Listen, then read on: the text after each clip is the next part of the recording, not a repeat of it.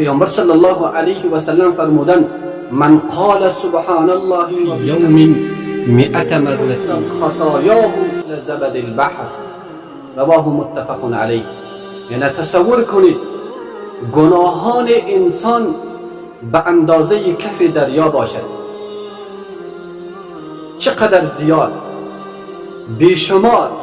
اما پیامبر صلی الله علیه و سلم میفرمایند فقط روزانه 100 مرتبه بگویید سبحان الله و بحمده، الله تبارک و تعالی تمام آن گناهان را میبخشد، حتی به اندازه کف دریا باشد.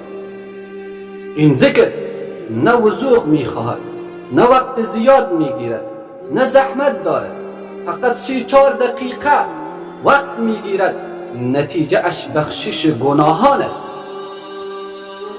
چه معامله آسان به الله، چه تجارت آسان به الله تبارک و تعالی. ذکر اندک و دریای گناه پاک میشه. پس بیایید عزیزان من تصمیم بگیریم از این روز روزانه 100 بار بگوییم سبحان الله و بحمده، تا اینکه گناهان من شما معاف شود، تا اینکه گناهان من شما پاک شود و محو شود.